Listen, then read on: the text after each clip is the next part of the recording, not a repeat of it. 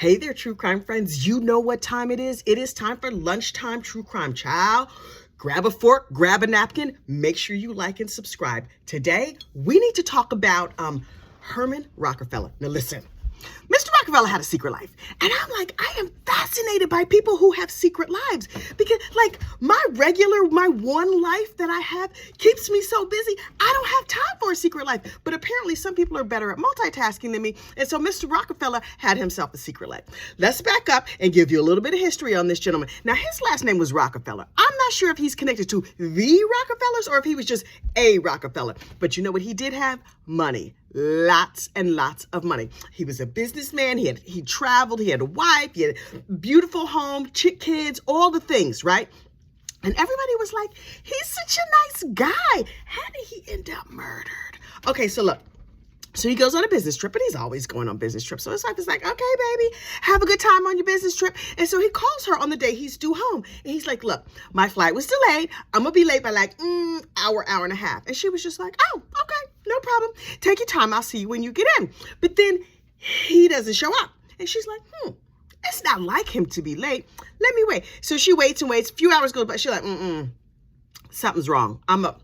Let me check his flight. Okay. Flight landed on time. He's nowhere to be found. So of course she calls the police and she's like, hello, my very rich husband is missing. And you know how we do with very rich people. We need to find him right away. And the cops were like, oh, he's very rich. Okay. We're going to send somebody out there.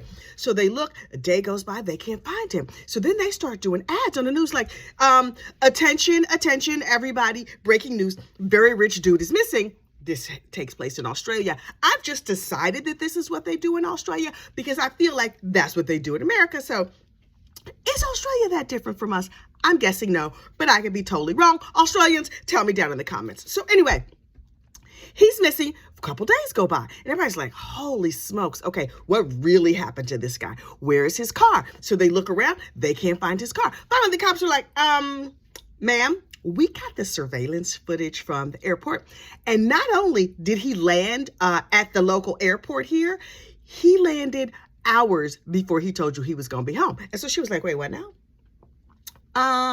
My husband said he was going to be a little bit late, but it turns in he got in early. Okay. Now listen, if this was me at this point, I would be like, okay, let me cancel this APB. Because he could stay missing at that point. It's going to be in his best interest to stay missing. But that's not what she did because clearly she is a better woman than me. She was like, I'm going to go on the news. And she said, please, if you are my no good husband who has gone missing suspiciously, please, call the 800 number, call the police, do whatever. And so a woman across town sees the ad, sees the message on the news. And she was like, oh, I have information on this case. I should probably, how should I do? Okay, look. I'm just going to call up Mrs. Rockefeller and let her know what's what. So she's like, hey, girl, hey, listen, you don't know me. And I know you've been married to your husband for a super, super long time, but I have some bad news. And I'm sure Mrs. Rockefeller was like, oh, please, whatever information you have about my missing, probably no good husband, please let me know. And she was like, me and him been having an affair. And the wife was like, what? Oh my God. Well, how long have you been having an affair? The lady was like, that's where it gets tricky. Me and him, we've been having an affair for 27 years. 27? Ma'am, you 27 years a side chick? 27 years? I mean, honestly, in some respects, I could see why being a side chick to a real rich dude has perks. Don't judge me. Let me break it down for you. Number one, hopefully he bought you a beautiful house. Number two, you only have to deal with him a couple days a week. Number three, I can't think of a number three. Those are the only good things. Because I'm like, okay, if this really rich dude is paying all of my bills and I only have to deal with him every once in a while and the rest of the time I could just live my life, yes, please. But something tells me there is more involved in it than that. 27 years.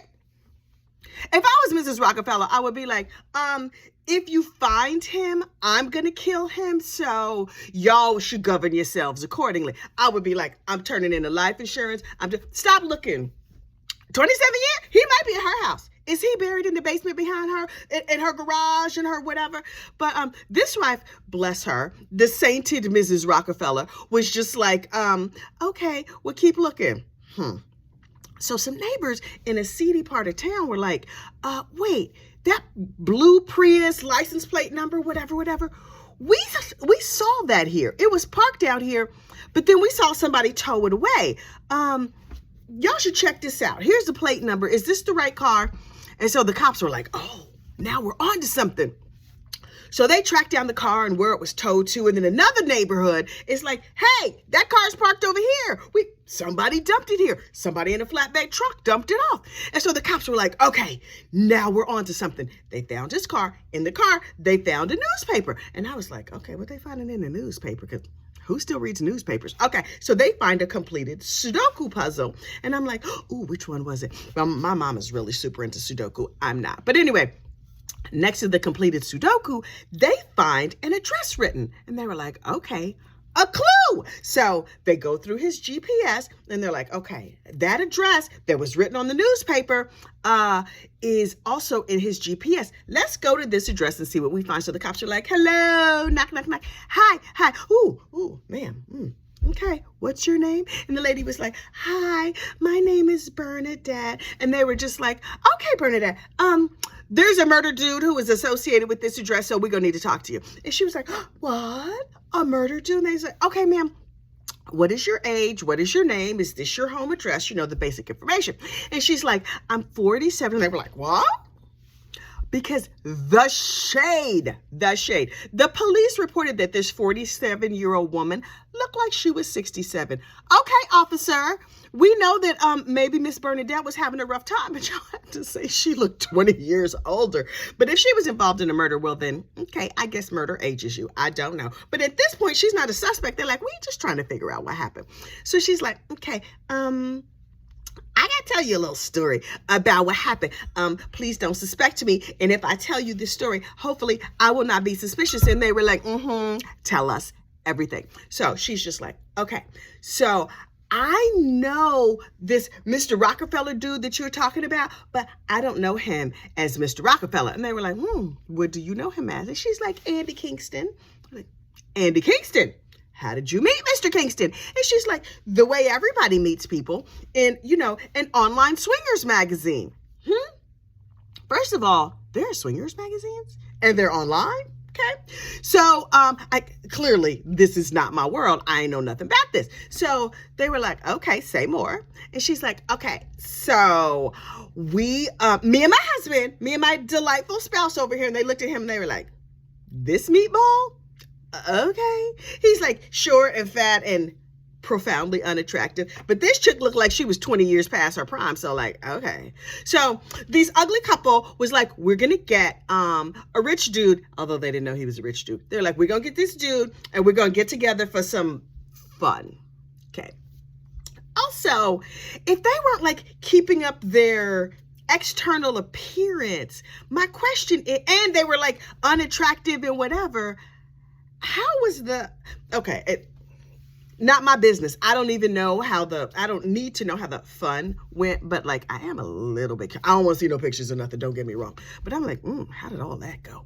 Anyway, so she's like, so we meet Andy and he comes to our house and me and him and my husband all get together for some fun. And Andy had promised us it was going to be him and his partner and me and my partner. So, but the first time he came, he was like, oh, I just came for a sample. You know how like at Costco, they put a little bit in a cup and you could just get a sample? I would just like a sample, please. And so this couple was like, oh, this is not what we had planned on, but please feel free to sample my wife.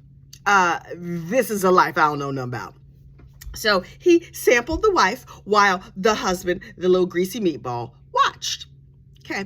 And then he left. And they were like, and that was the last time we saw him. And they were like, right. Only the last time he was seen anywhere was by you at this address. So I'm gonna need you to give us some more information. And she was like, I have nothing to tell. So the police go do a more thorough investigation. They came back, they're like, Bernadette, girl, we have additional information that connects you to this man. We're going to take you down to the police station, have a little chitty chat with you, because it's a lot more happening here than what you're saying. And she's like, okay, listen, I have to tell you, I have a little problem with alcohol. And they were like, yes, we've seen you. We could tell. And so she's like, okay. What happened was Andy came to our house the first time and he had a sample. Remember I told you about the sample? And my husband was an observer of the sample and he did whatever observers do in that situation. And the cops were like, right. Then what happened is she was like, okay, so that was the first time. The second time he came to our house, he was landing from out of town and the cops were like, okay, now we're on to something. And she was like, so he landed and he showed up at our house and then we were like, where's your partner? You said you were coming with a partner for my husband. And he was like, right, I would like a second sample. And like at Costco, it's a 1 sample limit. So she was like, no, you can't have a sample. He's like, let's have some drinks and we can discuss the samplation or not. So they had a couple of drinks and he starts groping Bernadette, who the first time when he came for the sample, Miss Bernadette was down for it. But the second time, Miss Bernadette and her husband was like, nah. You could drink a tiny little bit of our liquor because clearly we need it. We do nothing but drink over here. We are unemployed and we spend all the money we do have on drugs and alcohol. So you can take like 2 sips of that beer and then I'm going to drink the rest. But Andy was like all handsy. And so the husband, the big greasy meatball, bonked him on the head.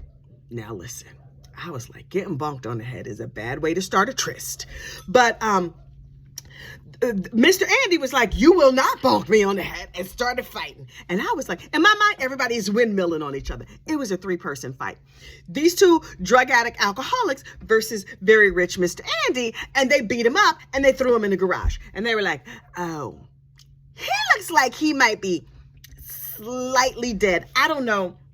Let's have some drinks and think about it. So they had some more drinks. And of course, they forgot about him over there laying in the garage. And so they got up in the morning. They said the night before he was breathing. They're like, he's going to be fine. I'm sure that whatever we bonked him in the head with wasn't that bad. I'm sure he's going to be fine.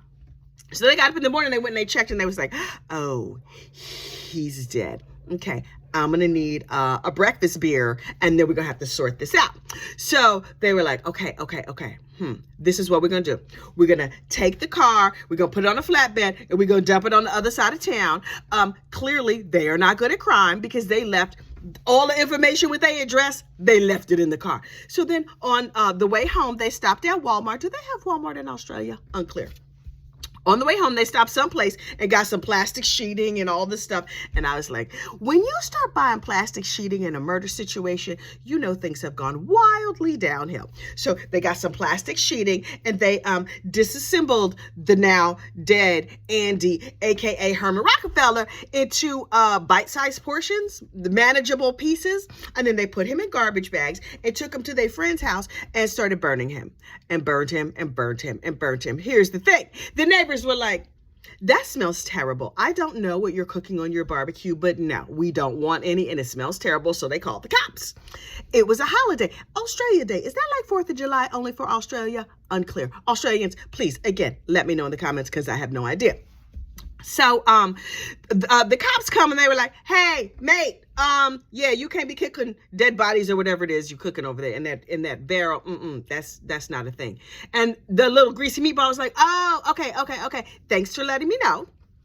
And so when he had time, he went back and he burned up as many of the parts and pieces of Andy as he could. So weeks later, when Bernadette is down at the police station, she's like, okay, the first time he came, he got a sample. The second time he came, we had a fight. And then we might have dumped his car and disassembled him into bite-sized portions. And then my greasy meatball husband might have burned him in a barrel. But other than that, I didn't do anything. And they were like, right, where's greasy meatball now? And she's like, I think he's at work. He fixes cars. And they were like, okay, great. So they arrest her. They arrest the greasy meatball. They bring them all down and put him at the police station. They were like, okay, greasy meatball, tell us what happened. And so he confirms Bernadette's story, but he was like, yeah, listen, yes, I bonked him in the head. Yes, I let him sample my wife. Yes, I might have accidentally disassembled him, but I didn't plan it like that.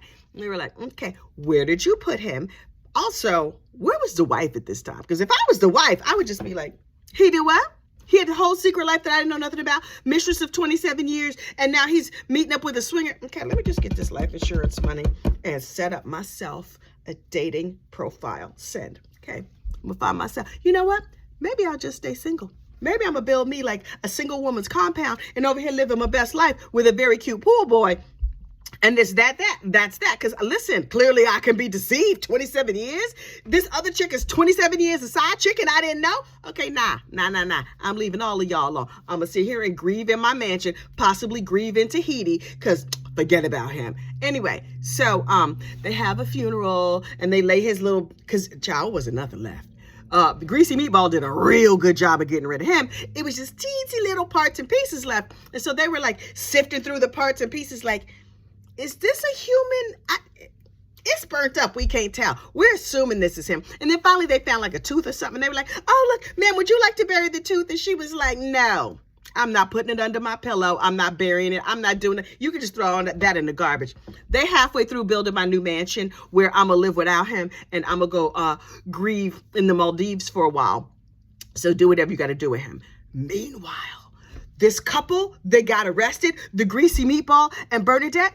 They're like, okay, we're going to go to court and we're going to plead guilty. This was the most amazing part of this story to me. Look, so they didn't plead guilty to murder because they didn't like plan it. They just planned to go have, a tryst because the murder was accidental.